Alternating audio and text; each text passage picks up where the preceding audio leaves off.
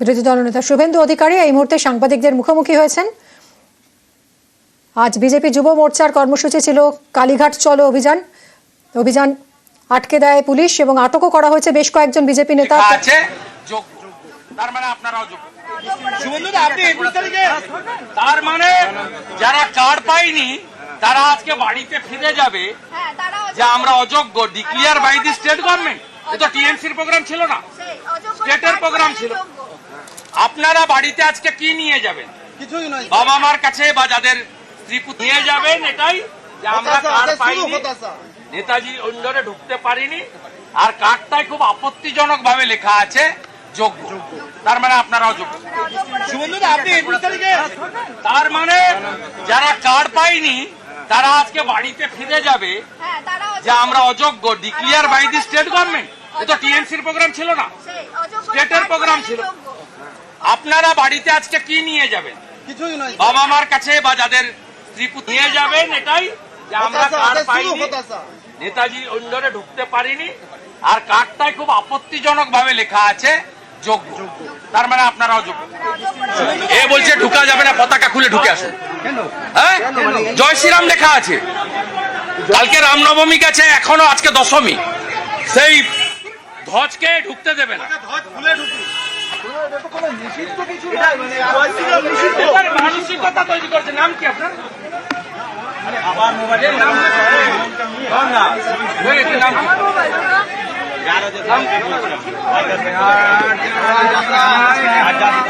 চাকরিহারাদের সঙ্গে কথা বললেন শুভেন্দু অধিকারী। এবং আজ যে বৈঠক হয়েছে মুখ্যমন্ত্রী মমতা বন্দ্যোপাধ্যায় যেখানে ঘোষণা করেছেন যে কোনো যোগ্যদের কারো চাকরি বাতিল হবে না। আপনারা বাড়িতে আজকে কি নিয়ে যাবেন? কিছুই নয়, বাবা মার কাছে বা যাদের স্ত্রী নিয়ে যাবেন এটাই যে আমরা কার্ড পাইনি, নেতাজি অন্দরে ঢুকতে পারিনি, আর কার্ডটাই খুব আপত্তিজনক ভাবে লেখা আছে যোগ্য। তার মানে আপনারাও যোগ্য। কথা বলবো সান্নিক আমাদের প্রতিনিধির সঙ্গে। সান্নিক, আমরা দেখলাম শুভেন্দু অধিকারী তিনি চাকরিহারাদের সঙ্গে কথা বললেন, কি বললেন তিনি? চাকরিহারারাই বা কি বলছেন তারপর? দেখো, চাকরিহারাদের আজকে নেতাজি ইন্ডোর স্টেডিয়ামে মুখ্যমন্ত্রী যে কথা বলেছেন, অর্থাৎ তাদেরকে স্কুলে ফিরে যেতে বার্তা দিয়েছেন এবং তার পাশাপাশি ভলেন্টিয়ার সার্ভিসের কথা আজকে মুখ্যমন্ত্রী বলেছেন।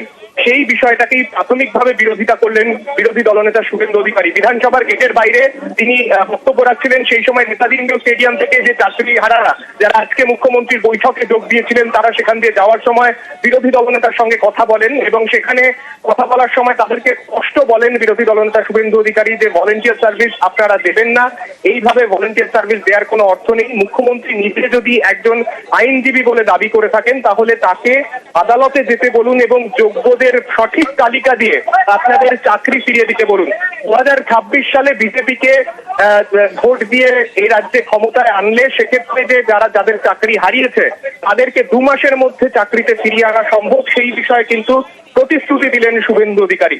পাশাপাশি যে বার্তা আজকে তিনি এখানে দাঁড়িয়ে দিলেন তার মধ্যে অবশ্যই অন্যতম গুরুত্বপূর্ণ যে যারা এই আইনি লড়াই লড়বেন সেক্ষেত্রে রাজ্য লড়াই লড়লেও সেক্ষেত্রে চাকরিহারাদের পাশে তারা আইনি সহায়তা করতে রাজি রয়েছেন এবং সেক্ষেত্রে যে আইনজীবীকে তাদের হয়ে আদালতে অর্থাৎ শীর্ষ আদালতে সওয়াল করার জন্য তারা চাইবেন তার ক্ষেত্রে তাকেই কিন্তু তারা দেবেন, সেই কথাই কিন্তু প্রতিশ্রুতি দিলেন শুভেন্দু অধিকারী চাকরিহারাদের সঙ্গে কথা বলে।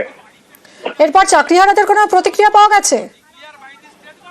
দেখো, চাকরিহারারা তারা কিন্তু স্পষ্টতই বলছেন যে পরিস্থিতি হয়ে রয়েছে তাতে তাদের কাছে স্কুলে ফিরে যাওয়াটা, যে স্কুলে তারা পড়াতেন সেই স্কুলে ফিরে যাওয়াটা তাদের কাছে প্রাথমিকভাবে তারা সেটাকে গুরুত্ব দিচ্ছেন। সেই জায়গায় দাঁড়িয়ে এই মুহূর্তে কোন রকম রাজনীতির আগে তারা যাতে স্কুলে ফিরতে পারেন, কেন্দ্র রাজ্য মিলে অন্তত তাদের সেই সহায়তাটুকু করুক, সেই আবেদন তারা অন্তত রাজ্য সরকার এবং রাজ্যের প্রধান বিরোধী দল বিজেপির কাছে কিন্তু তারা সেই আবেদনই রাখবেন।